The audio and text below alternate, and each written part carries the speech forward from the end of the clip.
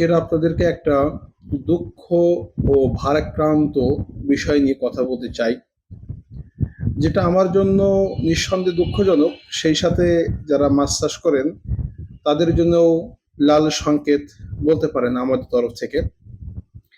আজকের আমি একটা ঘটনা শেয়ার করতে চাই।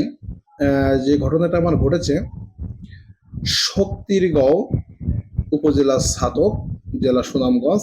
এই জায়গাটাই আমার খামারির প্রজেক্ট এবং তার বাড়ি হচ্ছে বসিয়াকাউরি, শান্তিগঞ্জ, সুনামগঞ্জ।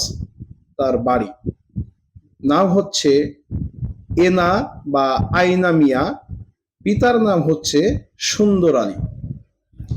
এই ভূমিকায় একটু কথা বলতে চাই। এই ভদ্রলোকের সাথে আমার পরিচয় 2023 সাল থেকে। তো উনি 23 সালের শেষের দিকে আমার কাছ থেকে কিছু মাছ সংগ্রহ করে, কার্প জাতীয় মাছ। আমি তার প্রজেক্টে গিয়ে মাছ দিয়ে আসি, কিছু টাকা বাকি রাখে, যেটা পূর্বে কন্ট্যাক্ট করা ছিল না, কিন্তু টাকাটা আমাকে জাস্ট দেরিতে হইলেও দিয়ে দেয়।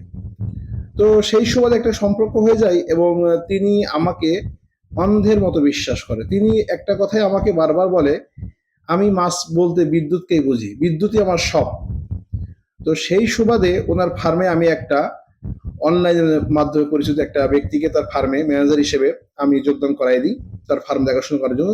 তিনি লন্ডন প্রবাসী। তো এই ব্যক্তির সাথে কন্ট্যাক্ট করা হয়, তার স্যালারি 40,000 টাকা মাসে নির্ধারণ করা হয়। আমি এবং ওই আইনা মিয়া, প্রজেক্ট মালিকের কথা বলছি, দুইজন 40,000 টাকা নির্ধারণ করে এই যে ছেলেটা ম্যানেজার হিসেবে জয়েন করে, তাকে আমরা 25,000 টাকা নিয়োগ করি এবং 15,000 টাকা আমি আমার খামারিকে সেভ করে দিই।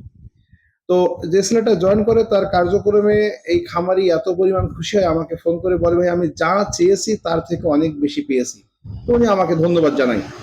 কিন্তু আসলেই উনি লন্ডনে ব্যবসা করে, বিভিন্ন সময় তার হাতের অবস্থা বিভিন্ন রকম থাকে। তো দেশের দুটো প্রজেক্ট আছে, একটা আছে শক্তিরগাঁওতে এবং একটা আছে আপনার বসিয়াকাউরিতে। তো আসলে উনি কোনোটাই ভালোভাবে ম্যানেজ করতে পারে না, স্টাফ বিলও ঠিকঠাক দিতে পারে না, সমস্যা। তো এটা কিন্তু আমি জানতাম না, ওনার ইন্টারনাল বিষয়টা আমি জানতাম না। তো বাই দা বাই উনি আমার 2024 সালের 5 আগস্টের পরে 15 আগস্ট এবং 23 আগস্ট এই দুই ধাপে আমার কাছ থেকে উনি সর্বমোট 5,49,000 টাকার মাছ সংগ্রহ করে, অর্থাৎ 5.5 লাখ টাকার মাছের পরিমাণ ছিল। পাবদা 1 লক্ষ পিস, যেটা ছিল 2300 লাইনের মাছ। দেশি ট্যাংরা মাছ ছিল 1 লক্ষ, মানে তার বাসাতে 1,45,000 হয়, আমি 1,25,000 দাম দিয়ে 20,000 পিস মাছ ছেড়ে দিই, যেটা ছিল 2400 লাইনের। এবং দেশি মাগুর ছিল 35,000, যেটা ছিল 500 লাইনের। দেশি শিং ছিল 52,000, যেটা লাইন ছিল 500 লাইনের। এই কথা সপ্তাহ বা 10 পরে টাকা পাঠিয়ে দিচ্ছে। তো আমি ভদ্রকে বিশ্বাস করেছি। তো বিশ্বাস করে আমি দ্বিতীয় টিপে দেশি মাগুর মাছ 35,000 এবং পাবদা মাছ 1 লক্ষ পিস ওনাকে পাঠানো হয়। তো যতবার ওনাকে আমি মাছ পাঠাইছি, ততবারই মাছ পাঠানোর আগে আমি ওনাকে আমার মেমোতে সুন্দর করে লিখে একদিন আগে মাছের রেট এবং সাইজ সহ উনিকে পাঠিয়ে দিয়েছি, যাতে উনি বোঝে না, যাতে উনি বুঝতে পারে এবং উনি কোনো অভিযোগ করলে সেটা করতে পারে। কিন্তু ওগুলো আসলে উনি কি করে দেখে, কিন্তু রিপ্লাই করে না। তো যাই হোক, এখানে আমাকে উনি মাছ দেওয়ার পরে আমার ওই টাকাটা উনি আটকিয়ে দেয়। টাকাটা আজকে না কাল, কাল না সেটা করতে করতে করতে আমার ফোন, মানে 23 তারিখে মাছ দেওয়ার পরে উনি আমার ফোন ধরে না। ফোন ধরে না তো ফোন ধরেই না। আমি ওনাকে না হলে এই পর্যন্ত 1,000 উপরে কল দিয়েছি, SMS করেছি, কোনো রিপ্লাই করে না। মানে উনি কি মারা গেছে আল্লাহর রস্তে, যে বেঁচেছে বুঝতে পারি না। তো তার ম্যানেজারের সঙ্গে কথা বলে, ম্যানেজারের সঙ্গে কথা বলার পরে উনি আমাকে যেটা জানালো যে উনি বেঁচে থাকলে আমাকে টাকা দিবে। ভাই কথাটা কেমন হলো?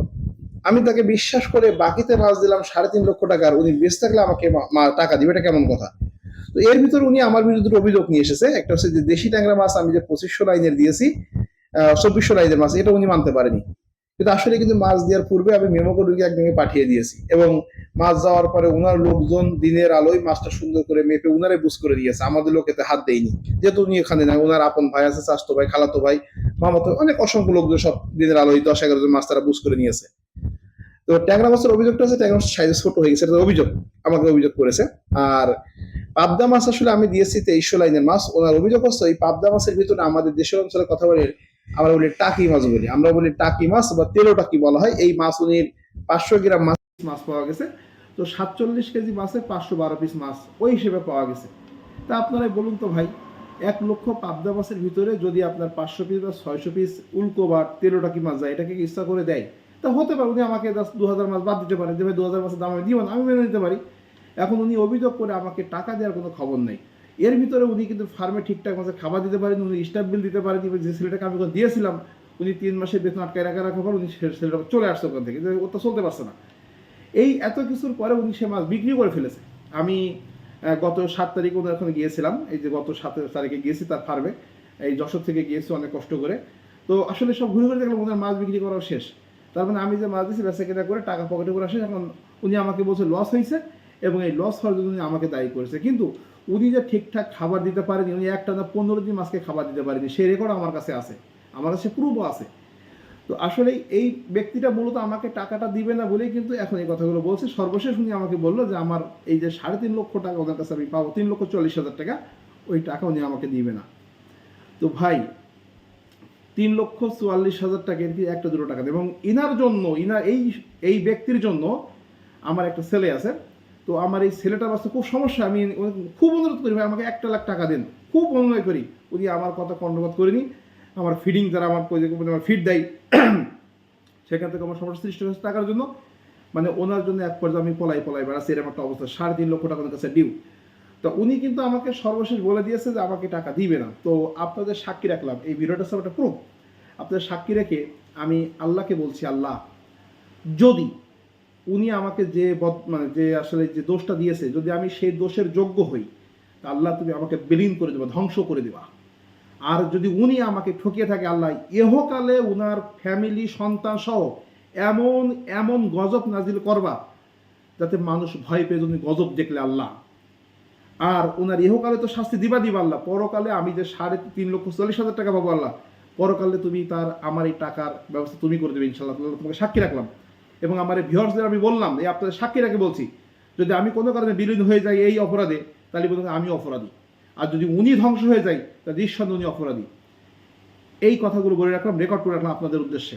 তো আজকের পর থেকে কোনো কথা হচ্ছে, কোনো খামারিকে 1 টাকার মাছ বাকিতে হবে না, সম্পূর্ণ টাকা অগ্রিম পাঠাবেন, মাছ পাবেন তা না হলে বাদ।